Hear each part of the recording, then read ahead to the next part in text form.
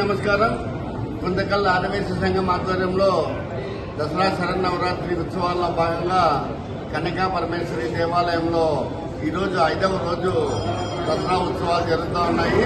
అందులో భాగంగా 5వ రోజు ఉదయం మూల విరాట్ అర్చనలు అభిషేకాలు చేసిన పిదప ఈ రోజు నుంచి హోమ కార్యక్రమాలు మొదలయ్యాయి.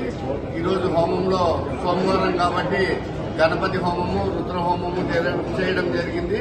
ఈ యొక్క హోమ కార్యక్రమాల్లో అర్చనలు అభిషేకాల్లో విశేషంగా ప్రజలు పాల్గొన్నారు. అంతేకాకుండా సాయంకాలము ఈరోజు గాయత్రీదేవి అలంకారంలో అమ్మవారిని ఇక్కడ ప్రతిష్ఠించడం జరిగింది.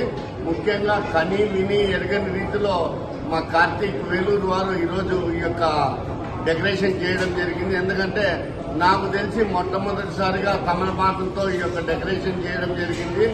ఇప్పుడు ఈ సందర్భంగా మీ అందరికీ మీడియా ద్వారా తెలియజెప్పేదేమంటే గుంతకల్లో ఎక్కడ ఉన్నా 9:30-10 వరకు దేవాలయం తెరిచే ఉంటుంది. కాబట్టి మీ అందరూ వచ్చి దర్శనం చేసుకుని ఈ యొక్క అమ్మవారిని అందమైన రూపంలో చూడాలని కోరుకుంటున్నాను.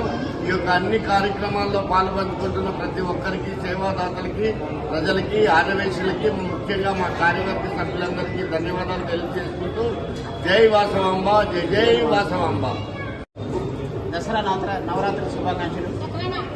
ఆదివాసీ సంఘం గుంతకల్ కన్యకా పరమేశ్వరి అమ్మవార్షాలలో దసరా ఉత్సవాలు ఎంతో ఘనంగా నిర్వహించబడుతున్నాయి. ఈరోజు 5వ రోజు.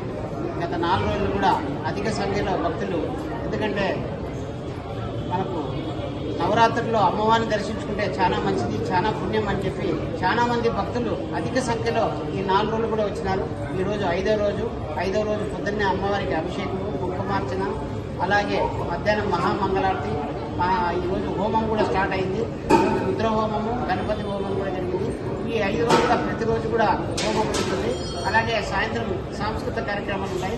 ఈరోజు గాయత్రీదేవి అలంకారం.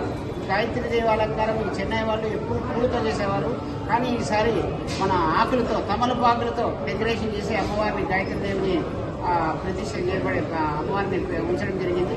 కాబట్టి వచ్చిన భక్తులకు ఎటువంటి ఇబ్బంది లేకుండా క్యూ లైన్లు కానీ, తీర్థ ప్రసాదం కానీ ఏమి ఇబ్బంది లేకుండా ఆరోగ్య సంఘం తరఫున అన్ని ఏర్పాటు చేయడం, వచ్చి అమ్మవారిని దర్శించుకొని ఆయుధ ఆశీర్వాదాలు పొందాలని చెప్పి మనస్ఫూర్తిగా కోరుతున్నాను.